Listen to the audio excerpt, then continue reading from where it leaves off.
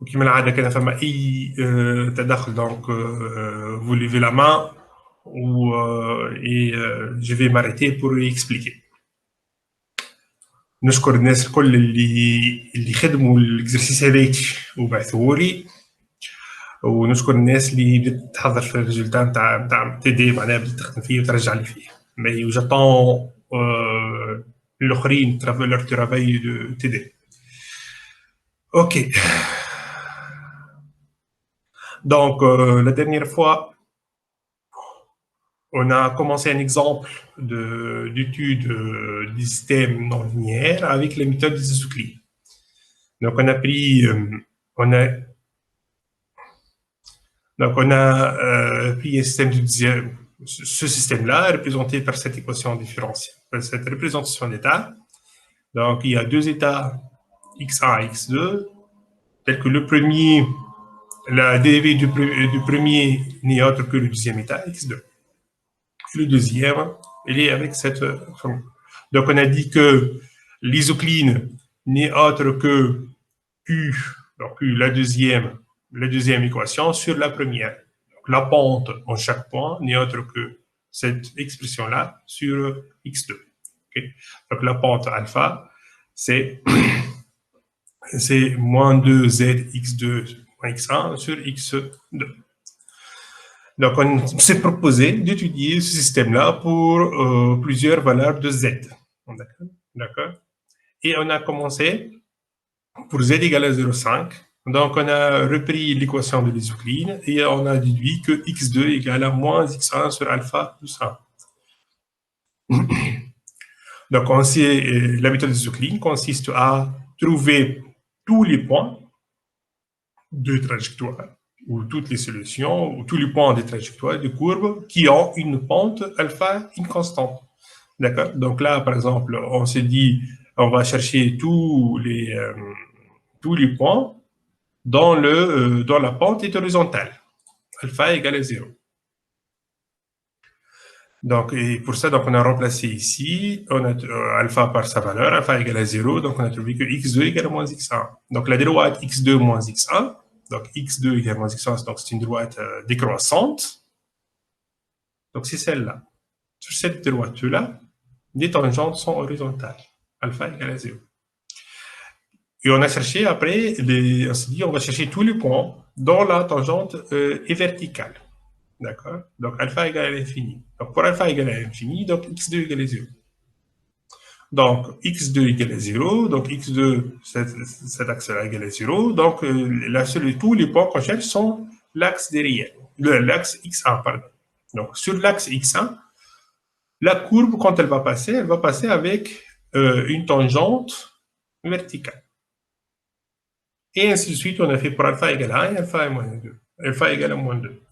Ensuite, une fois on a tracé les isoclines, d'accord. Une fois on a tracé les isoclines, on a pris un point et on a suivi les trajectoires. Donc on a tracé la courbe de telle façon à ce qu'elle tangente les points qu'on a tracés, d'accord.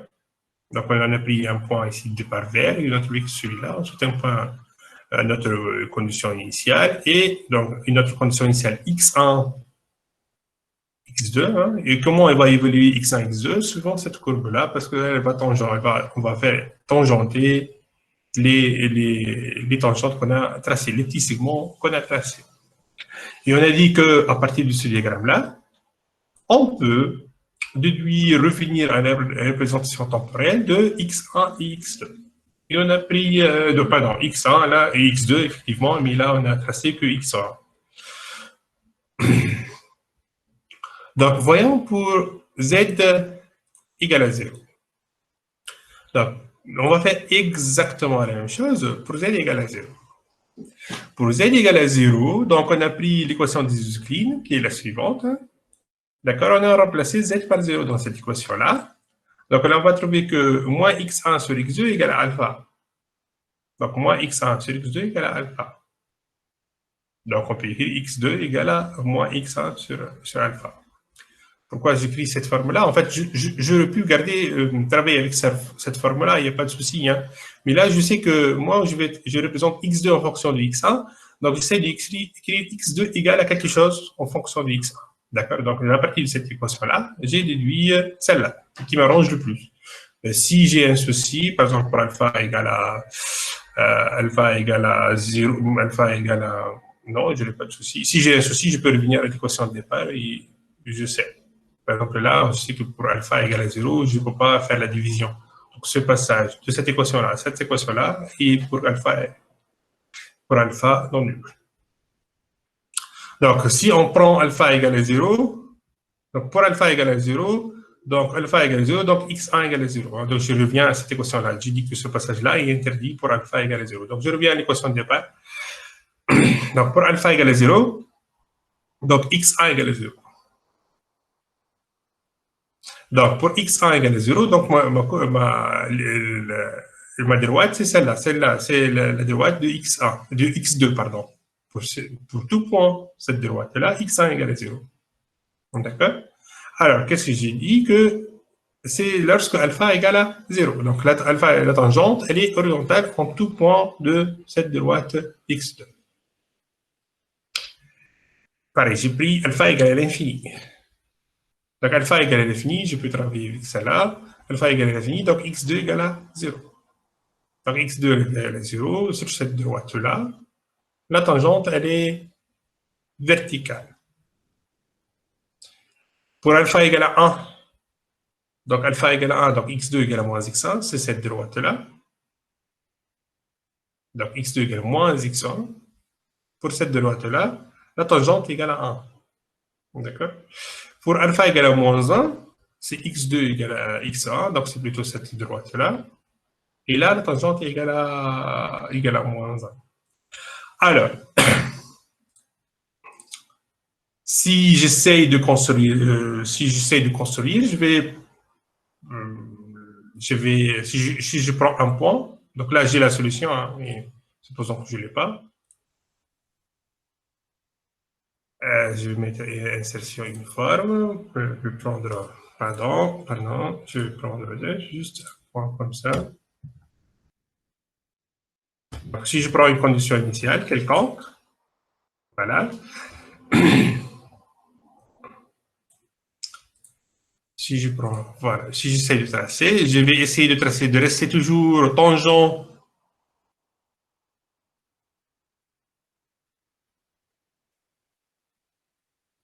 Je vais passer de la façon à ce que je sois tangent au petit segment.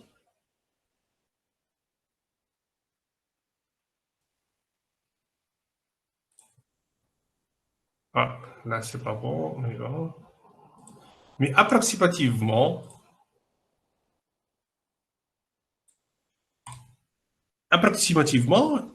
j'ai tracé de façon approximative, mais je sens que je ne converge pas vers 0 et je ne diverge pas. D'accord? Il faut le faire, hein, il faut le faire. Vous allez sentir qu'il n'y a aucune raison à ce que je converge, parce que là, je suis sur la verticale, là, je suis à plus 1, donc je suis à la moitié de l'angle, là, donc je suis à plus 1, donc je vais passer comme ça. Et là, pareil, je suis sur la tangente horizontale, là, je suis à moins 1, donc aucune raison, je n'ai pas moins 2, par exemple, ici, ou par exemple, j'ai pas moins 2 pour me faire converger quelque chose comme ça à l'intérieur. D'accord? Ou me faire, si la pente, par exemple, ici, était dans cette direction, d'accord? Effectivement, là, je vais revenir, je ne vais pas passer comme si je l'ai tracé ici, mais je vais plutôt vers l'intérieur. Et là, je vais converger vers 0. Je n'ai pas ce comportement, non plus. Parce que si j'ai ce comportement, en passant ici, ben, je vais sortir vers l'extérieur. OK?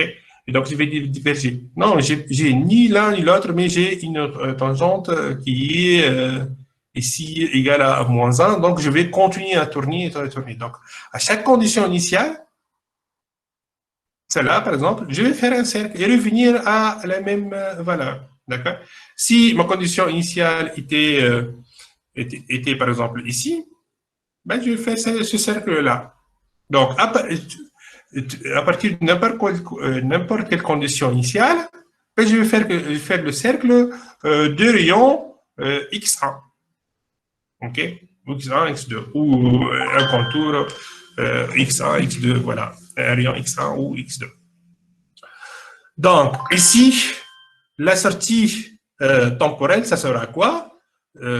Si je vais tracer, donc je vois que l'amplitude, on a dit à partir des conditions initiales, donc je vais osciller, donc X1 va diminuer le négatif, et ensuite va revenir positif, et il va revenir osciller à la même amplitude. D'accord? Donc je vais avoir une sinusoïde d'amplitude X1, une parfaite sinusoïde d'amplitude X1. D'accord? Pareil, ici, si je change la condition initiale, pardon, si je change la condition initiale, je vais trouver une sinusoïde d'amplitude plus faible, tout simplement. Et ainsi de suite. D'accord? Est-ce que vous avez des questions? Est-ce que j'étais clair ici, ce point, s'il vous plaît? Si, Oui. la méthode, c'est clair, mais quand est-ce que les pentes est horizontales ou inclinées? Ah, alpha égale 0, c'est la pente. Alpha, c'est la pente. Alpha, comme j'ai expliqué dans la séance dernière, alpha, c'est la pente. D'accord? Je vais venir ici. Voilà. Donc, si je prends un point ici, si j'ai une courbe, donc x2 en fonction d'x1, la pente en un point, c'est dx2 sur dx1. J'ai l'appelé alpha. Donc, alpha dx2 sur dx1. Donc, dx2, donc c'est la deuxième équation, sur dx1, donc j'ai moins 2z oméga 0 x2 moins quel machin, sur x2. D'accord? Donc, ça, c'est la pente. En un point x2 et x1, en un point x1 et x2, la pente, elle vaut cette quantité-là, pour cet exemple-là. D'accord? Donc, moi, j'ai pris dans l'exemple,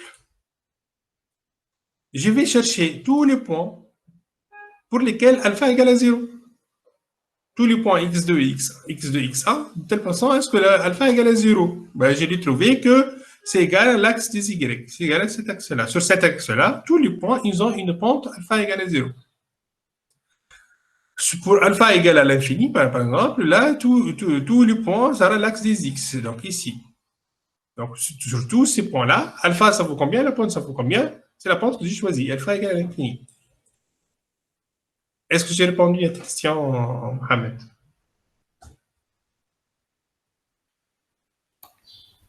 aussi, quand Oui. est-ce que معناها تولي le pente inclinée ولا perpendiculaire معناها Ah, على I. I. Alpha égale à 0. Bon, pour alpha égale à 0, la pente, elle est horizontale. La pente, ici. Si je prends ça. Donc, si je mets comme ça, la pente, ça vaut combien? La pente, elle est horizontale. Alpha égale à 0. D'accord? Si alpha égale à l'infini, ça veut dire que la pente, elle est infinie, comme ça. La pente, elle est infinie. Donc, donc dx2 sur dx1 égale à l'infini. En fait, la pente, c'est quoi la pente? C'est pour un pas de variation de x1, la variation de x2 égale à alpha fois x1, tout simplement. D'accord? Je ne sais pas si c'était clair. Ça, c'est la définition de la pente. Ça, c'est la définition de la pente. Et une pente égale à 1, ça veut dire que je suis à 45 degrés, d'accord? La pente égale à 2, ça veut dire que si je fais 1 sur l'axe des x, la pente égale à 2. Hein. Si je fais 1 ici sur l'axe des x, je vais faire 2 pas. Je fais un pas sur x1, je vais faire 2 pas sur x2. Donc, ce sera comme ça. Ça, c'est alpha égale à 2. Alpha égale à 3, je vais faire 3 pas. Alpha égale à moins 1, ça veut dire si je fais un pas sur x1, la pente sur x2 sera moins, je vais descendre, d'accord? Ça veut dire moins un pas. D'accord? La pente égale à moins 2, donc la pente est négative, donc je vais faire 2 pas. D'accord? La pente égale à moins 5 ou moins 10, c'est clair, ça sera égal à comme ça, c'est presque moins l'infini. D'accord? D'accord, c'est clair. C'est clair maintenant? Alors, pour les autres, s'il vous plaît, est-ce qu'il y a d'autres questions? Qui veut parler? Monsieur, Oui. monsieur les traits rouges هذاك ما عرفتش كيفاش نرسمهم در انت تعطيهم لنا. Non, non. Les- Je, je choisis alpha. Je choisis alpha. C'est quoi le but des Euclides? Je vais revenir au principe. Donc, alpha, c'est la pente. Est-ce que c'est clair que alpha, c'est la pente dx2 sur x1? Oui, فهمت هذيك الحاجة. OK. Donc, dx2 sur x1, dx2, moi, ma représentation d'état, c'est la suivante. Hein, dx1 sur, dx1 sur x1 point égale à p. Donc, x.1, je nous dis x.1, c'est dx1 sur dt égale à p. La deuxième équation, dx2 sur dt égale à q. Je cherche quoi? Moi, je vais chercher la pente. Je veux dire la pente est dx2 sur dx1. Donc, dx2 sur dx1 n'est autre que q sur p. OK? Donc, pour un point x1, x2, si je prends un point ici, x1, x2, d'accord? La pente en ce point-là, la tangente en ce point-là, égale à combien? Égale à dx2 sur dx1 égale à q sur p. Égale à q sur p. D'accord? Donc, si je prends une valeur x1, x2, donc je prends un point, des valeurs numériques x1, x2, alors certainement, la pente en ce point-là égale à q sur p. Et elle aura une valeur numérique. OK? Est-ce que c'est clair, ça? Oui. Oui. OK. Donc, maintenant, je vais faire l'inverse. Je vais chercher tous les points x1, x2, tels que alpha égale à une constante. OK? Je vais chercher, par exemple, ici. Je me suis dit, voilà, je vais chercher tous les points x2, x1, tels que alpha est bleu. Donc, j'ai trouvé ces deux points-là. OK? Alpha est bleu, par exemple, là, égale à plus 1. OK? Ensuite, je vais chercher tous les points x1, x2 qui ont une pente alpha rouge ou alpha rouge égale à 0,5. Enfin, parce que ça ressemble à 0,5. OK? Et ensuite, je vais chercher tous les points de l'espace x2, x1 tels que alpha égale à vert. Et alpha égale à vert égale à 0. Donc, j'ai trouvé tous les points là, Nicolas. Ensuite, donc, si je prends une condition initiale donnée, mes points, comment ils vont faire? Donc, je vais construire les... Je vais supprimer ça. Donc,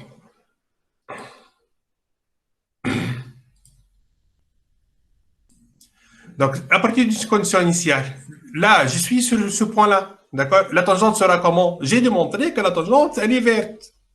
Donc, la tangente égale à 0. Si je passe au voisinage de ce point-là, la tangente va respecter la tangente verte. Je vais tangenter le petit segment, rouge. Et si je passe au voisinage de ce point-là, donc la tangente sera bleue. Et ainsi de suite. Donc, quand je vais commencer, voilà, là, je suis tangent, comme ça. Comme ça. Voilà. D'accord? Donc là, j'ai construit la tangente à partir de la connaissance des isoclines. On les appelle les isoclines. Iso, ça veut dire des constants. Et cline, c'est l'inclinaison. OK? Donc, si je reprends mon exemple, par exemple, si je prends celui-là, OK? Si je commence avec une condition initiale, ce voisinage-là, donc je vais tangenter, j'ai respecté cette tangente-là, d'accord? Et là, au voisinage ici, sur l'axe de x1, donc je ne veux pas passer comme ça. Parce que si je passe comme ça, je sais à l'intersection, je n'ai pas une pente verticale. Si je passe comme ça, je n'ai pas une pente verticale au voisinage de x1, vous voyez? Non, il faut qu'elle soit verticale. Donc, je suis obligé de passer comme ça sur la verticale. Ici, pareil, sur ce point-là, j'ai démontré que la pente sur cette droite-là, elle est horizontale. Donc, est-ce que je peux passer comme ça? Non, je ne peux pas. Est-ce que je peux passer comme ça? Mais non, la tangente ne sera pas, vous le voyez ici sur la droite, la tangente ne sera pas horizontale. Il faut que la tangente soit horizontale. Donc, je vais Tac, voilà, la tangente elle est horizontale ici. D'accord? Ici, pareil, il faut que la tangente soit, elle va respecter cette inclinaison-là. Donc, je ne peux pas passer comme ça. Je ne peux pas passer comme ça non plus. Non, non, je dois passer comme ça. Voilà. Ici, c'est pareil. Tac. Voilà. Donc, ça devient compliqué parce que je n'ai pas une bonne précision. Voilà. Donc, voilà. À partir de cette condition initiale, je vais respecter approximativement cette trajectoire. OK? Est-ce que c'est plus clair maintenant? Donc, j'ai pas terminé, pardon. Donc, j'ai choisi, je vais chercher tous les points qui ont une tangente, par exemple, horizontale. Donc, je choisis alpha égale à 0. Tous les points qui ont une tangente infinie. Donc, je vais prendre alpha égale à l'infini. Tous les points qui ont x1, x2, qui ont une pente moins 1, qui ont une pente moins 2, et ainsi de suite. Donc, je peux choisir d'autres valeurs. Hein. Je peux choisir tous les points dans la pente, par exemple.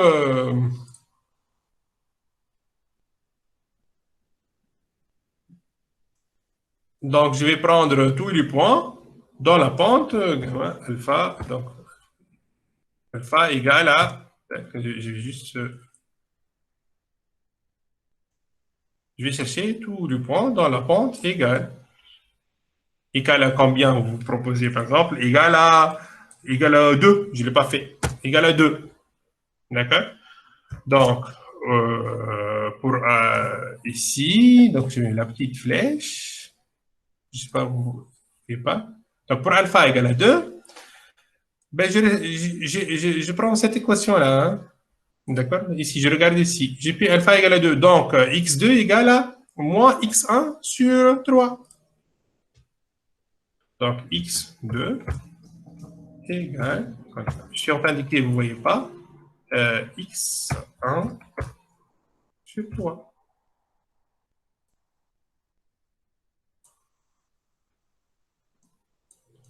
Donc, x1, x2 égale à x1 sur 3, c'est quoi? C'est une droite. D'accord? x2 égale à x1 sur 3, c'est une droite positive de pente entière. Donc, je vais tracer quoi? Donc, la droite entière, ben, elle est là. D'accord? Ça, c'est une droite de pente entière. Donc, tous les points sur cette droite avec gris foncé. Quelle est la pente de la trajectoire ici? La tangente, la trajectoire, ça vaut 2. Non, il y a une erreur là. Donc, pour alpha égale à 2, donc, c'est, pardon, pour alpha égale à 2, c'est moins x1 sur 3. Voilà, donc il y a un signe moins. D'accord, j'ai oublié un signe moins qui m'a échappé. Voilà. Donc la pente, donc la droite que je vais tracer, c'est pas celle-là, mais plutôt la droite décroissante. D'accord? Donc, et comme ça. Donc ça, c'est la droite. x2 égale à x1 sur 3.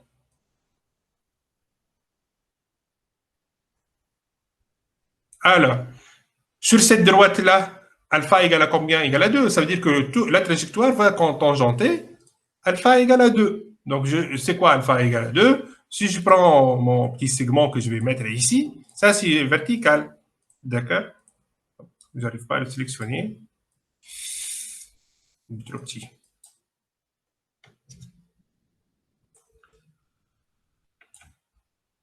Je vais prendre un segment plus grand que j'ai associé. Donc, ça, c'est horizontal. Hein? Donc, ça, c'est 1. Ça, c'est 2.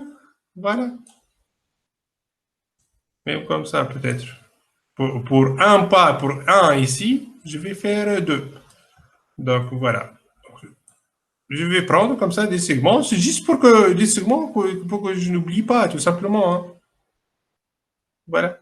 Après, je peux me mettre là où je veux. En fait, je vais me mettre sur tous les points.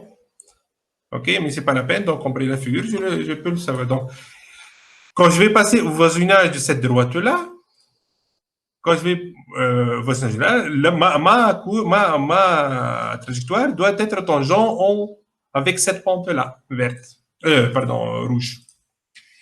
Est-ce que c'est plus clair? J'étais plus clair maintenant. Oui, oui, monsieur, merci. Est-ce qu'il y a quelqu'un d'autre qui veut que je l'explique un point, s'il vous plaît?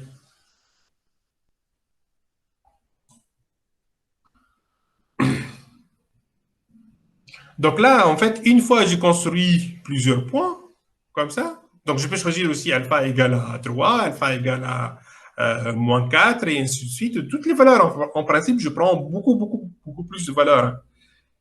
D'accord? Et je commence à tracer.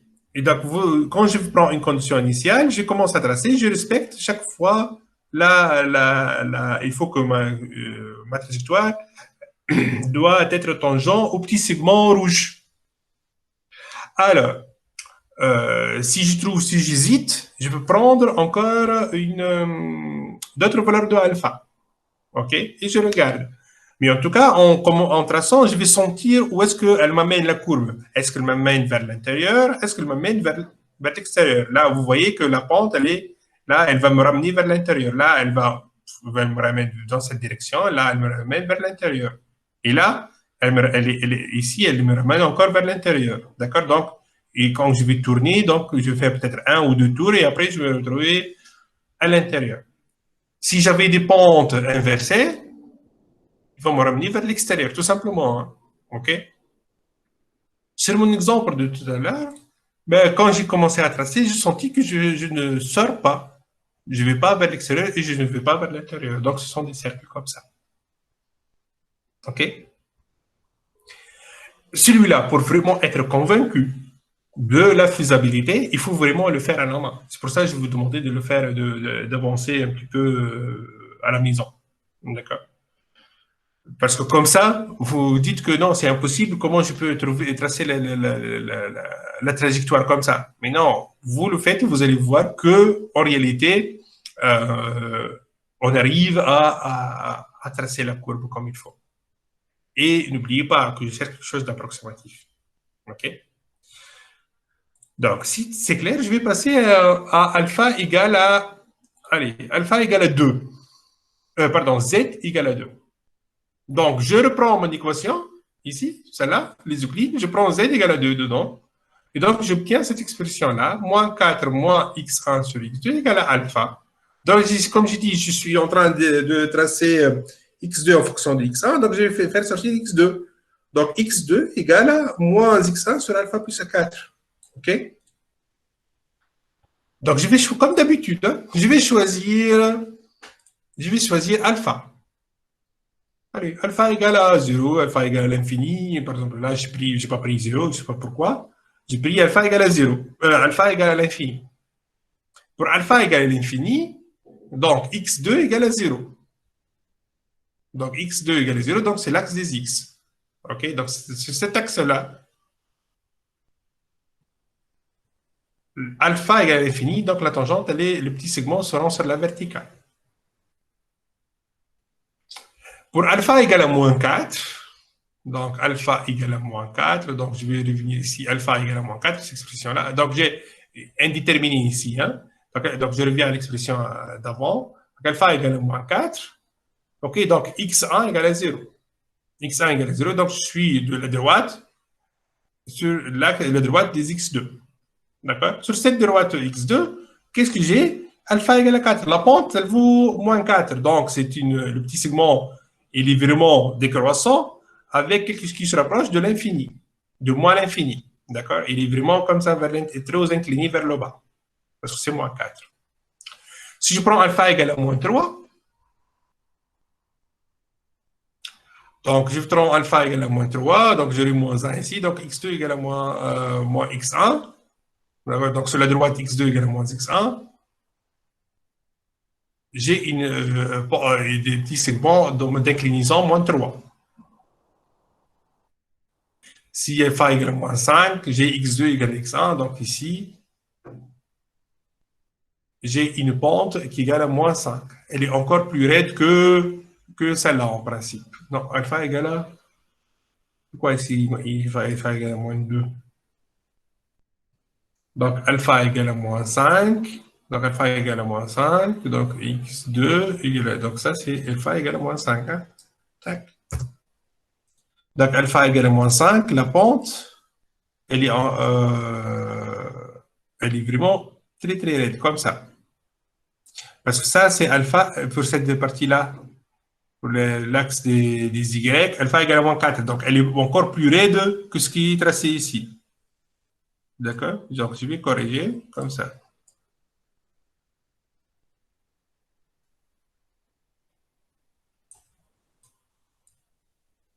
Elle est presque verticale. Donc, il faut utiliser du papier militaire en réalité pour le faire. OK. Donc, sans passer par le reste, OK, en fait, donc, je vois que si je commence avec une condition initiale, j'ai tendance à converger. Hein? Donc, on va voir l'histoire de cette droite bleue. Hein? D'accord? Donc là, pareil. Donc, je commence, j'ai tangente ici, j'ai tangente verticale, et en tout cas, j'ai tendance, c'est sûr que je vais vers l'intérieur, la construction. OK?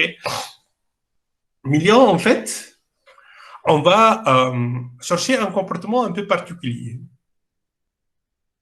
Alors, c'est quoi ce comportement? Quand est-ce que la tangente,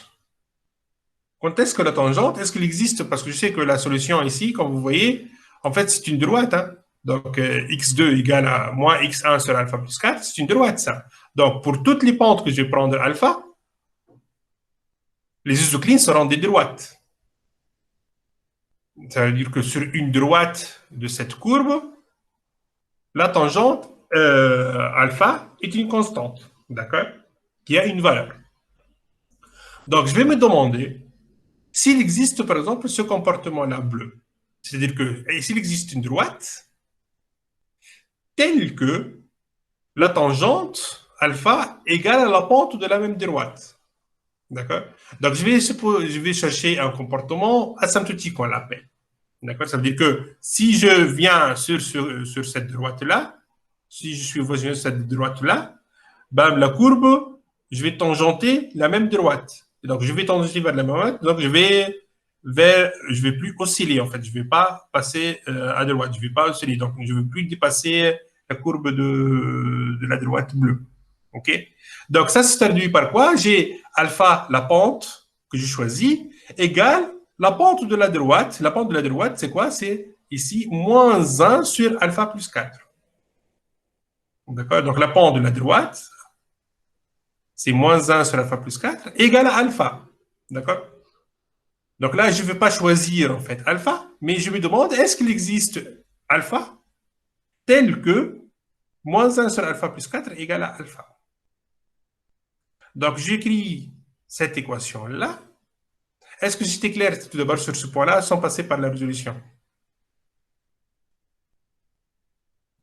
Est-ce qu'il y a Oui, c'est clair. Oui, c'est clair. OK.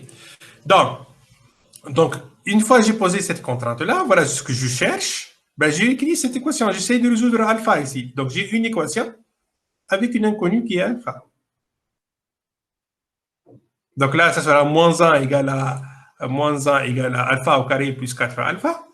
Donc, j'ai une équation de second ordre dont l'inconnu est alpha.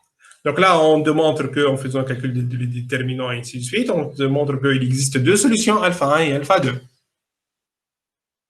Moins 2 plus ou moins racine 3. Alors, il se peut qu'il n'existe pas alpha. Et s'il n'existe pas alpha, par exemple, il n'existe pas alpha, ça veut dire que alpha est complexe. Si il existe alpha est complexe, les solutions sont complexes. Si les solutions sont complexes, ça veut dire qu'il n'existe pas alpha réel, parce que la pente, elle est réelle. Alpha est un réel, la pente.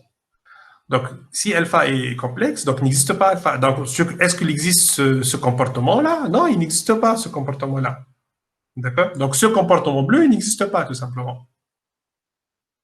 Donc, ça, je ne l'ai pas fait dans le premier exemple ici, qui était auparavant. J'aurais dû le faire.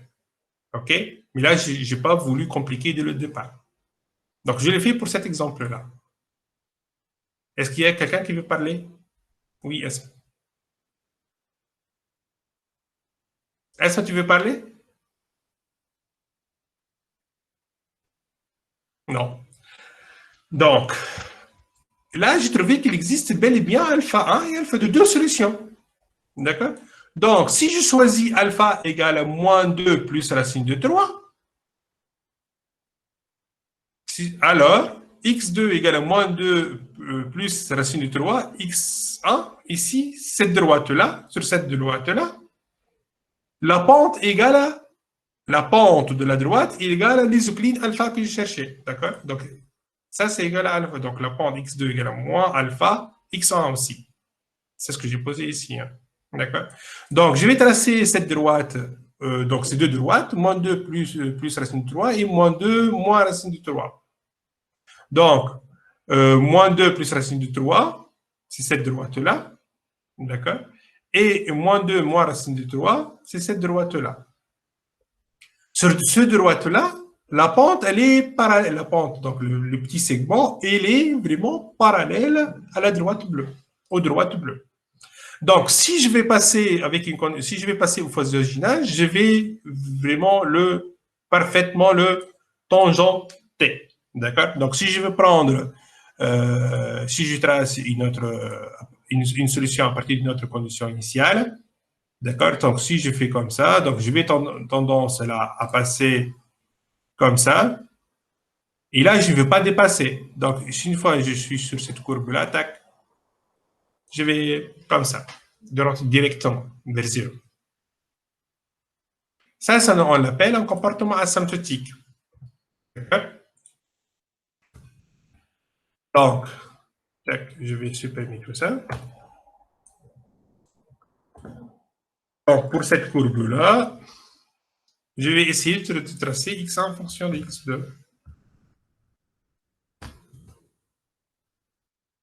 Pardon, x1 en fonction du temps. Donc, je vais prendre une condition. Donc ça, je vais ETF le supprimer. C'est quoi ça? Oui, je vais le garder. Donc, je vais placer mes points maintenant, comme d'habitude. OK? Je vais prendre une condition initiale, par exemple. CTRL-C, enlever. Voilà, je vais commencer par ici. D'accord? Donc, ici, ce point vert, donc j'ai x1 qui est négatif. x1 qui est négatif, donc je vois x1 est négatif. Il va diminuer un petit peu. x1 est négatif, donc il va diminuer un petit peu.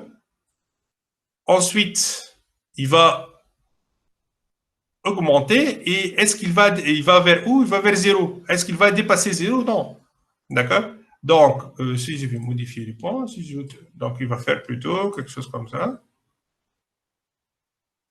Est-ce que je laisse ce comportement? Donc, a priori, il va faire ce comportement. Voilà.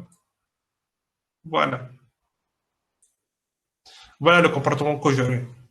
À partir de cette condition ici. Donc, le point jaune, si je vais tracer des points, ça sera ici le minimum. D'accord? Là, je n'étais pas vraiment clair ici. Modifier les points. Voilà. Voilà. Est-ce que, par exemple, j'ai un comportement de ce genre-là?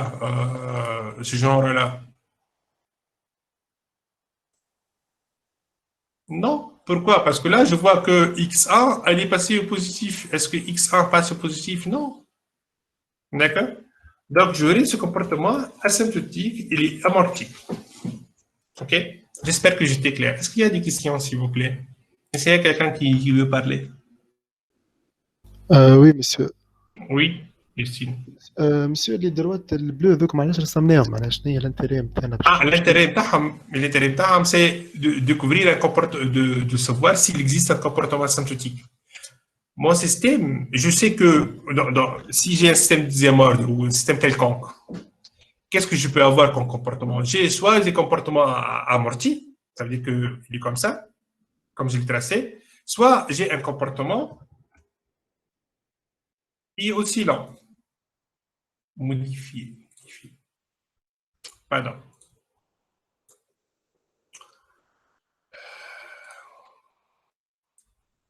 Voilà. Voilà ce que le trois types de comportements que je peux avoir. Le deux types. Avec le troisième, c'est quand ils divergent, hein, que je n'ai pas tracé. Ça veut dire qu'ils partent vers l'infini, plus ou moins l'infini. La réponse à un système de n'importe lequel, par exemple, la réponse à un échelon, soit il est hyper amorti, soit il est oscillant, soit il oscille infiniment. OK? Donc, ce comportement-là, Je la fais ici. Et pourtant, je n'ai pas vérifié qu'il n'y a pas de comportement asymptotique. Le comportement amorti, je l'ai ici. D'accord? Le comportement oscillant, en fait, je l'ai ici, je n'ai pas tracé. J'ai dit que ça oscille à l'infini. OK? Donc, pour découvrir s'il existe un comportement asymptotique, celui-là, je suis obligé de chercher, le comportement n'est pas amorti, il faut que je cherche s'il y a un comportement asymptotique. Il faut que je cherche l'existence de ce comportement. Quand est-ce que les petits segments rouges seront parallèles avec ma solution à moi, avec ma droite. OK? Donc, je vais me poser la question, quand est-ce que mon segment alpha aura la même pente de la droite que je cherche ici? Donc, la droite de ma solution, il est x2 égale à moins x1 sur alpha plus 4.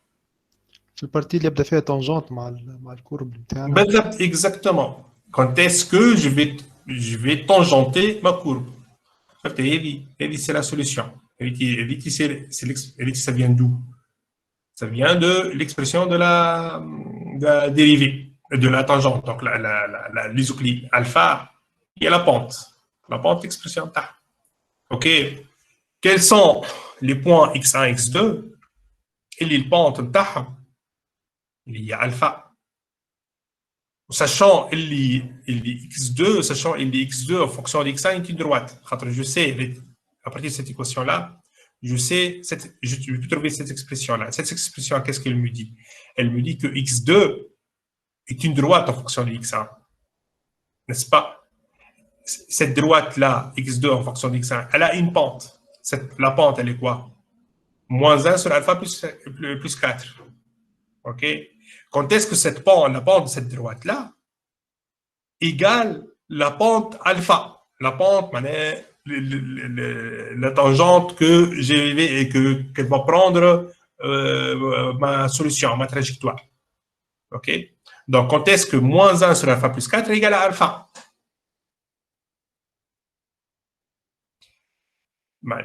Donc, si je prends, donc je peux prendre le raisonnement inverse, hein, mais il ne faut pas se demander où est-ce que j'ai pris cette valeur. Voilà, je prends ici, voilà, je prends ici,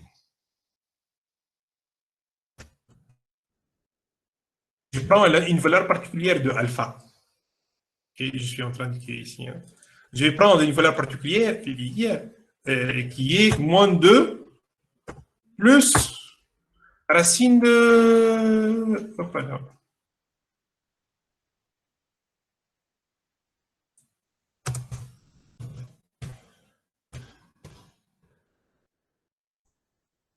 Si je prends alpha égale à moins 2 plus racine de 3, j'applique la formule ici. OK? J'applique la formule, je vais trouver que x2 égale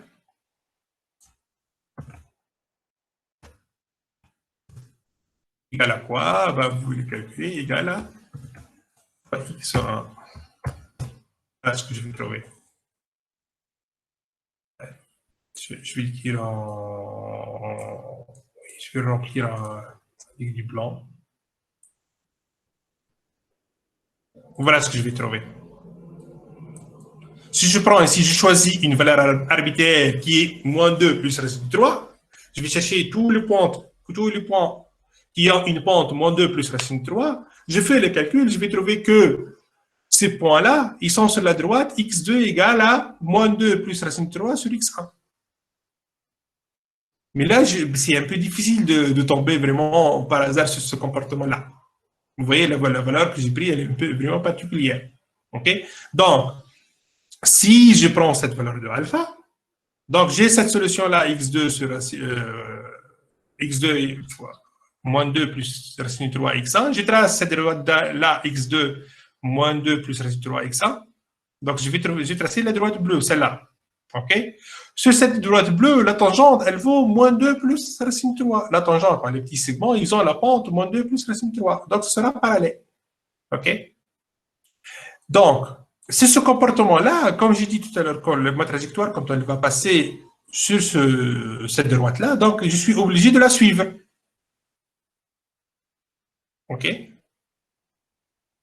Donc, Maintenant, qu'est-ce qu'elle a comme particularité, cette droite? Je vais essayer de trouver, est-ce qu'il existe des alphas? Je ne connais pas, moi, l'expression de cette valeur de alpha.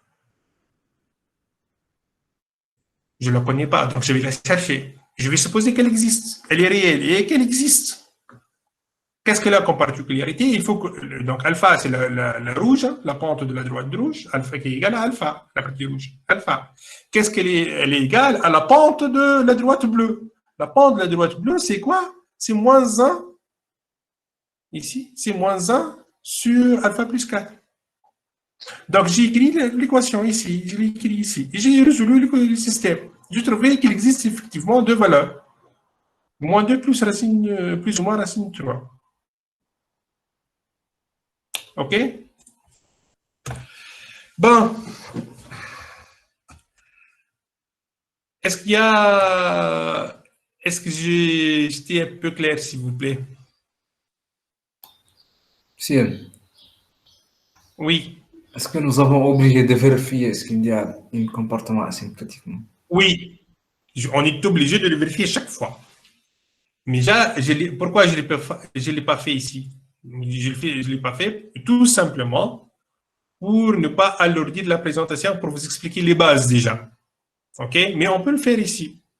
OK? Donc, si on le fait ici, on écrit est-ce qu'il existe alpha tel que. Donc, est-ce qu'il existe alpha?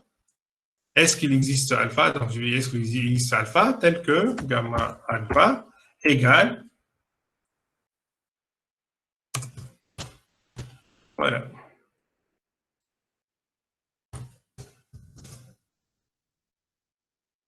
Donc, je vais chercher est-ce qu'il existe alpha tel que alpha égale à la pente de la droite ici. La pente de la droite, c'est moins 1 sur alpha plus 1. D'accord? Donc ça me donne quoi? Alpha au carré plus 1 égale à 0. Donc il faut calculer le déterminant. Le déterminant, il est négatif certainement. OK? Donc il n'existe pas alpha. J'aurais dû le faire aussi ici. OK? Est-ce qu'il existe alpha? Pardon. Est-ce qu'il existe alpha tel que alpha égale à... Donc, est-ce qu'alpha égale à moins 1 sur alpha?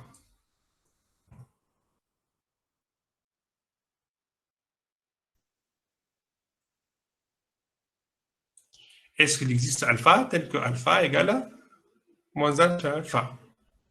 Est-ce qu'il existe ça? Est-ce qu'il existe alpha réel? Non, il n'existe pas. Donc, il n'y a pas de comportement asymptotique. D'accord? Donc, je dois le vérifier sur chaque plan de phase, sur chaque plan. OK? Donc là, je l'ai vérifié, juste parce que je sais qu'il existe, hein, c'est pour ça que je l'ai vérifié.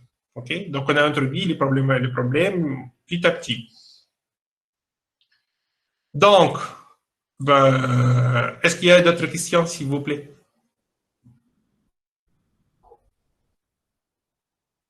C'est bon? Regardons pour z égale à moins 0,5. Allez, pour z égale à moins 0,5. Pour z égale à moins 0,5, pareil. Donc, je refais la même chose. Donc, je prends z égale à moins 0,5, cette expression-là, alpha. Donc, je trouve que moins 1 moins x1 sur x2 égale à alpha. Donc, j'exprime x2 en fonction de x1. Donc, x2 égale à moins x1 sur alpha moins 1. Je prends alpha égale à 1.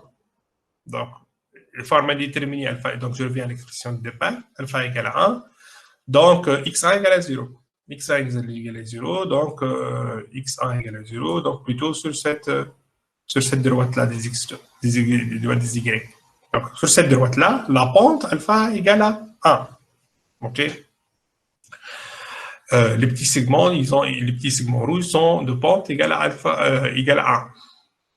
Si je cherche le point où les solutions, ils ont un infini, la tangente elle est infinie, donc infini, donc x2 égale à 0. Donc plutôt sur la droite des x1. Pour alpha égale à 2, Donc, je vais avoir ici moins x1 égale à x2. Cette partie-là. Donc, la droite x2 égale à moins x1, c'est celle-là. La pente, elle est plutôt plus verticale que ici. Hein. OK. Donc, alpha égale à 0. Donc, j'aurai x1 égale à x2. Donc, sur la droite x1 égale à x2, la tangente, elle est horizontale. Donc, je vérifie s'il existe un comportement asymptotique. Donc, je vais chercher, est-ce qu'il existe alpha? Est-ce qu'il existe alpha tel que alpha égale à moins 1 sur alpha moins 1? Voilà le comportement. Est-ce qu'il existe ce comportement-là? Donc, on peut démontrer qu'il n'existe pas. OK? Il n'y a pas de solution dans R. OK? Ça, c'est le comportement. Il n'y a pas de solution dans R. Donc, il n'y a pas de la courbe bleue, la droite bleue de tout à l'heure. OK? Donc, si je prends maintenant, j'ai fait ce raisonnement-là, je vais passer à tracer à partir d'une condition initiale. Donc, si je prends une condition initiale ici, par exemple, comme d'habitude, là, je passe par la verticale. Sur la verticale, là, je vais essayer de respecter ici. Donc là, j'ai une pente alpha égale à 2. Hein. Donc, voilà, alpha égale à 2, comme ça. Et là, j'ai alpha égale à 1, donc c'est moins raide. Et là, je vais revenir ici. Donc, je vais passer par l'horizontale. Et là, peut-être, je ne sais pas, peut-être il faut peut-être prendre une solution telle que la droite, elle passe ici, hein, x2, x1, ok, pour être plus précis. Mais là, hop, tac. Et là, si j'ai donc là, elle est horizontale. Ok, et là, j'ai ici alpha égale à 2, et ainsi de suite. Et là, alpha égale à 1. Et donc, vous voyez que là, je suis en train de diverger. Je oscille, je tourne, mais en même temps, l'amplitude, elle augmente de x1. OK? Donc, si je vais tracer x1 en fonction du temps,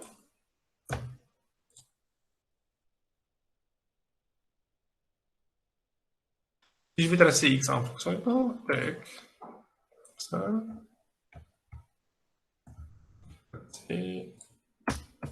Ça sera quoi?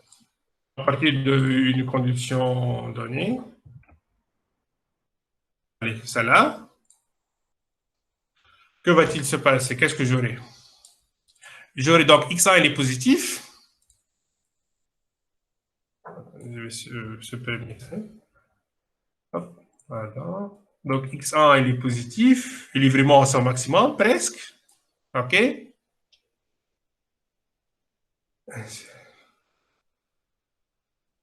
Une forme. Donc, il va diminuer. X1, il diminue. Hein? Donc, X1, il va diminuer. Donc, je le vois comme ça, moi. X1, il diminue jusqu'à un certain négatif. Et ensuite, il va reprendre. Il va reprendre vers où? Il va reprendre vers l'infini. Où il va osciller, je ne sais pas comment. Donc, en tout cas, pour moi, donc on a dit qu'il est presque il est au maximum, comme ça. Il est presque, même si vous voulez, il augmente un petit peu, ce n'est pas grave. Il diminue. Ensuite, il reprend, selon la courbe que j'ai tracée, il reprend presque vers l'infini. Mais peut-être il va faire comme ça, hein? Je ne sais pas. Voilà.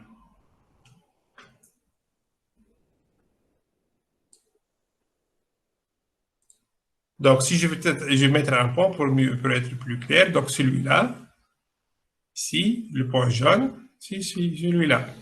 Okay? C'est le minimum de x1 ici, dans cette partie-là. OK? Ce point ici, c'est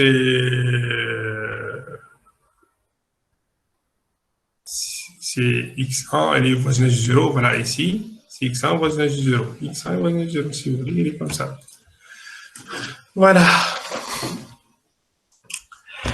Donc là, je vois que pour z égale à moins 0,5, mon système il diverge par construction.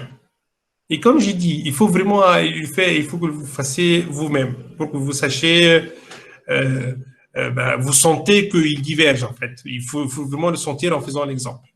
Okay. Est-ce que c'est clair pour celui-là, s'il vous plaît? S'il vous plaît.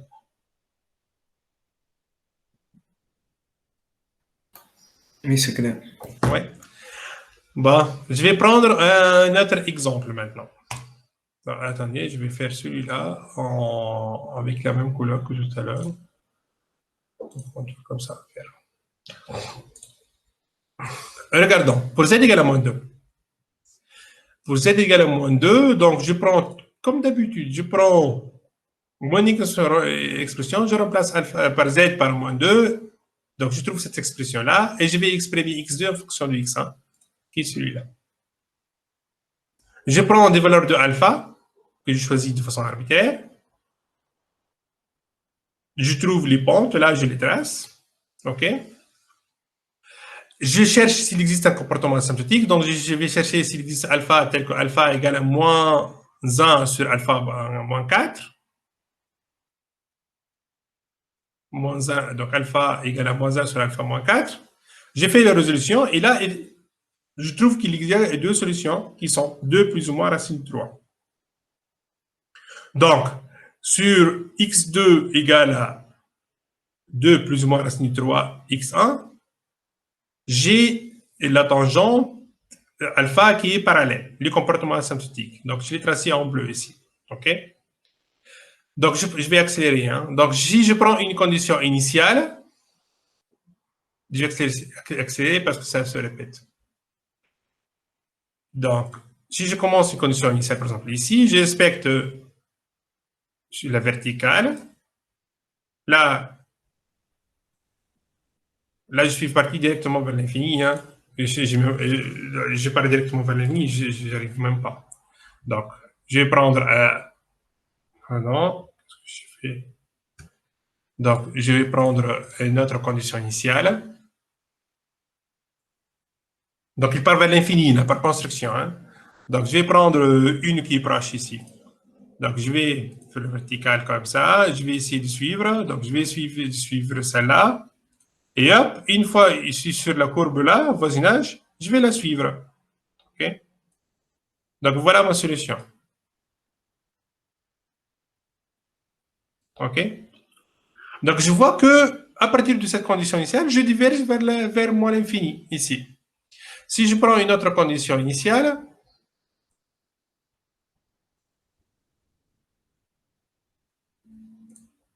je ne vais pas faire les mêmes bêtises.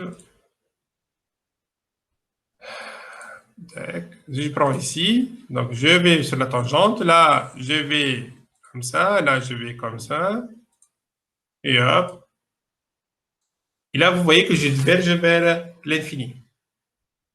Est-ce que j'oscille? Non, je n'oscille pas, je n'oscille même pas. Donc je diverge directement avec, sans tourner en fait, j'ai un comportement qui est divergent, instable. Pardon, je vais revenir. Là, j'ai perdu la diapositive.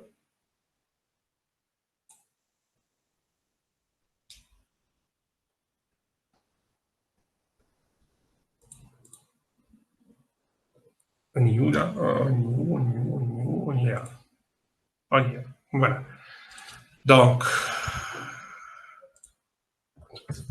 et je vais supprimer tout ça. Donc ici, pour ce comportement, qu'est-ce que j'ai comme comportement temporel? Okay. Si je prends si je prends le point vert, par exemple, une condition initiale ici, okay. Donc x1 elle est négatif, x1 elle est négatif, qu'est-ce qu'il va faire? Il va donc x1 elle est négatif, ben, presque il est constant, et après il va tendre vers 0, et après il va vers l'infini. Donc je suis x1, je parle d'x1, donc je lis sur l'axe là, je fais le point ici, mais je résolve sur x1. x1 c'est l'axe, c'est celui-là. Donc x1 est négatif, il va rester presque constant. Ensuite, il va tendre vers 0, et ensuite il va tendre vers l'infini. Donc, tac, il va rester presque constant. Il va se rapprocher de 0. Est-ce qu'il va osciller? Non, il ne va pas osciller. Voilà, j'ai ça. À partir de cette condition initiale. OK? Si je prends une condition initiale, par exemple, celle-là, allez, on va jaune, maintenant, condition initiale jaune. Donc, x1, il est positif.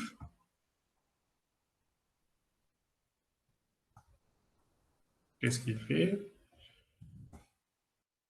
Donc, x1, il est positif. OK?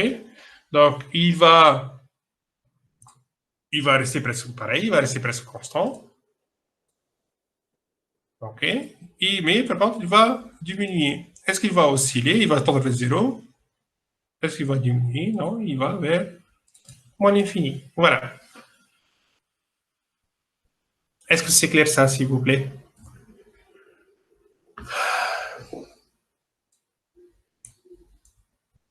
Oui. Est-ce que vous avez un autre cours maintenant, derrière? Vous êtes libre. On a cours, monsieur. Est-ce qu'il va commencer? Et dans combien de temps vous allez commencer votre cours?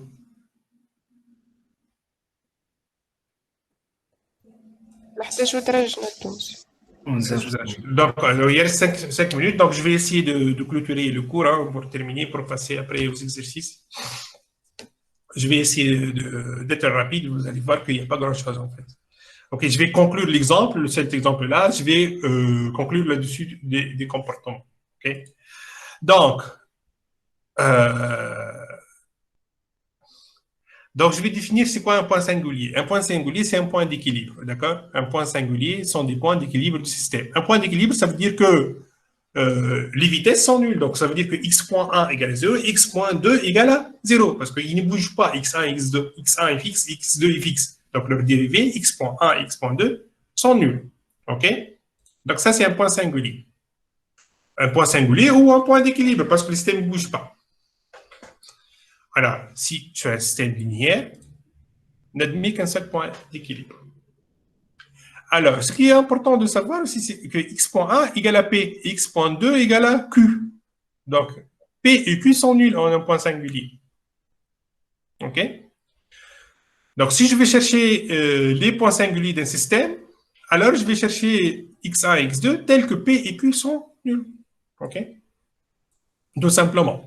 Donc, si un système linéaire comme ça, le point singulier, si j'ai un point singulier x1, 0 et x2, 0, donc, tel que P de x1, 0 et x2, 0 égale à Q de x1, 0 et x2, 0 égale à 0. OK? Donc, si j'ai trouvé mon point singulier. OK? Donc, c'est un point d'équilibre. En principe, x1 il ne bouge pas et x2 ne bouge pas. OK? Je vais essayer de... Ça, c'est mon système non linéaire. Donc, je peux trouver une linéarisation de ce système. D'accord? Je fais linéariser localement mon système autour du point singulier M0. D'accord? Donc, on va poser une nouvelle représentation d'état, x1, x2, égale x1, 0. Donc, c'est mes variables d'état, pardon.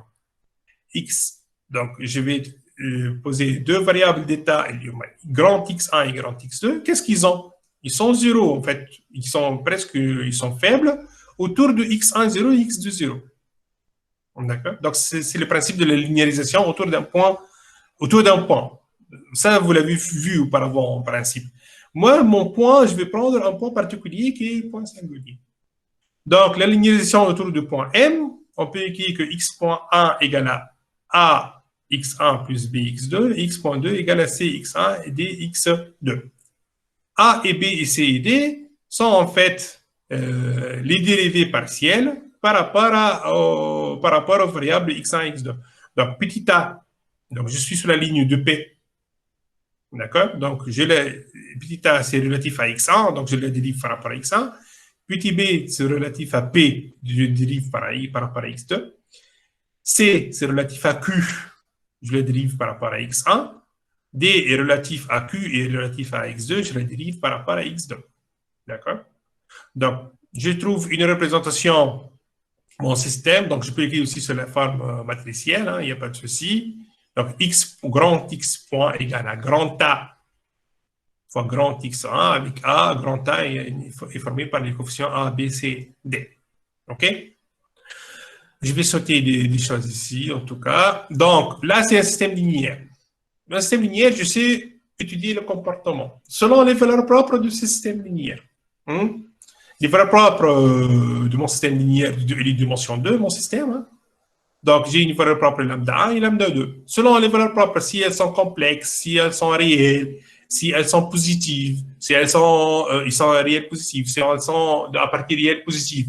Je sais que j'ai un comportement selon la nature de lambda 1 et lambda 2, les valeurs propres de la matrice A. OK? Ou les pôles de mon système, il faut raisonner en fonction de transfert. Les valeurs propres, je rappelle que les valeurs propres sont les pôles de fonction transfert. OK? Donc, si j'ai lambda 1 et lambda 2 sont tous les deux des réels négatifs, alors là, on peut démontrer que, en fait, je vois, donc si lambda est négatif, donc il est stable, le système. Il n'est pas, le pôle n'est pas complexe, donc il n'y a pas d'oscillation. Donc, certainement, j'ai un comportement asymptotique. OK? J'ai un comportement asymptotique sur le plan de phase. Je n'ai pas d'oscillation. Le système est stable avec des flèches qui vont me faire rentrer vers l'intérieur. OK? Donc, si ma trajectoire de phase que je vais mettre ici, si je commence par exemple ici, hop, certainement je vais rencontrer un comportement asymptotique qui va me tirer vers l'intérieur parce qu'il est stable. Il va m'amener vers où? Vers le point M0 parce que j'ai linéarisé autour de M0. OK? Donc là, on parle de mon point singulier, on dit qu'il est un nœud stable.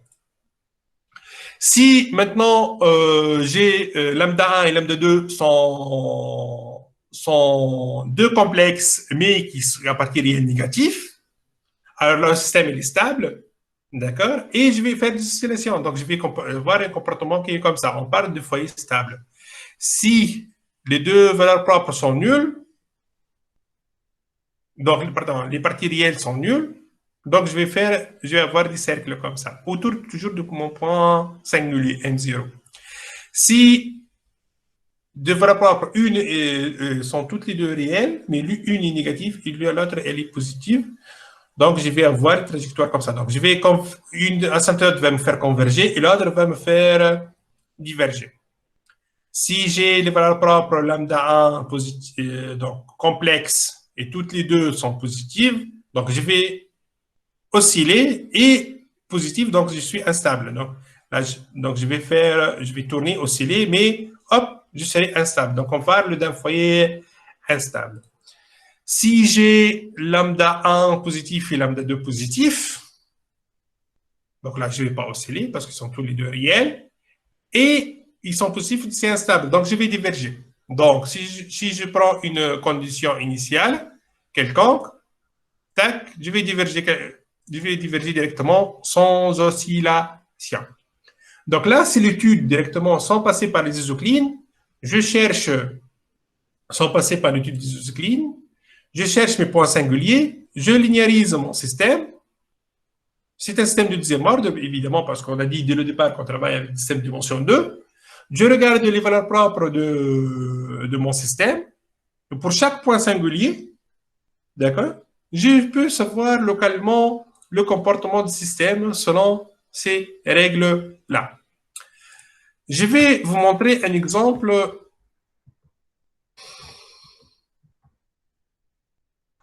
Là, j'ai fait l'étude d'un système d'une saturation pour commander un système de deuxième ordre, où j'ai un système de deuxième ordre avec une saturation en commande K est saturée. D'accord? On a tracé la méthode de Zucline, d'accord, pour plusieurs zones. Alors, les zones, en fait, c'est un peu compliqué. Donc, on regarde selon les variations et ainsi de suite. On dégage plusieurs zones selon la variation de epsilon. Donc, epsilon, c'est le ici. On dégage plusieurs zones, zone 1, zone 2, zone 3. OK?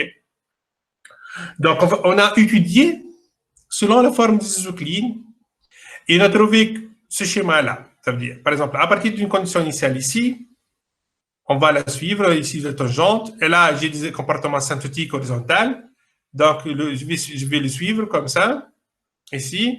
Et là, je rentre dans la zone 2 et elle est avec un foyer stable ici. Donc, je vais rentrer comme ça, elle va m'atterrir, je suis stable. Ici, par exemple, si je commence par cette condition initiale, pareil, j'ai un comportement statistique ici, il va me ramener vers la stabilité. Donc, ici, je peux dire que... Alors, une fois que j'ai tracé ça, je peux en fait revoir les pentes ici en fonction de la valeur de ma saturation, en fonction de ma linéarité sanguine, d'accord? Donc, je peux améliorer les performances. Et déjà, je sais analyser la stabilité. Par exemple, sur ce système-là, est-ce que mon système peut être instable à partir d'une condition initiale? Là, à partir de ce diagramme-là, je vois que c'est impossible. Quelle que soit la condition initiale que je vais prendre, mon système, ma boucle fermée, restera stable. D'accord? Donc, finalement, l'étude des outils que j'ai utilisés va me permettre d'étudier la stabilité de mon système. OK. Donc, j'ai terminé ce chapitre-là. Excusez-moi parce que j'étais un peu rapide vers la fin. Mais en fait, vous voyez que c'est une méthode très simple à faire, vraiment très simple. Il faut l'appliquer 1 ou 2 fois à la main pour bien la comprendre. La dernière méthode d'analyse du système non linéaire, c'est de la stabilité du système non linéaire, c'est la méthode de Lyapunov. Je ne l'explique pas, mais sachez que c'est une méthode qui définit une fonction positive. Qu'est-ce qu'il regarde? Cette fonction positive, elle représente une image de l'énergie dans le système, d'accord? Un système stable, c'est l'énergie au cours du temps, elle décroît. L'énergie emmagasinée dans le système, donc l'énergie emmagasinée dans X, elle décroît dans le temps. Donc, il faut choisir une fonction V il faut trouver une fonction V du système qui est positive, telle que la dérivée de cette fonction V restera toujours négative au cours du temps. Voilà, je m'arrête ici et je ne sais pas si vous avez des questions. Certainement, vous avez des questions sur la partie à la fin parce que j'étais vraiment très rapide. Est-ce que vous avez des questions, s'il vous plaît? Je vais arrêter l'enregistrement.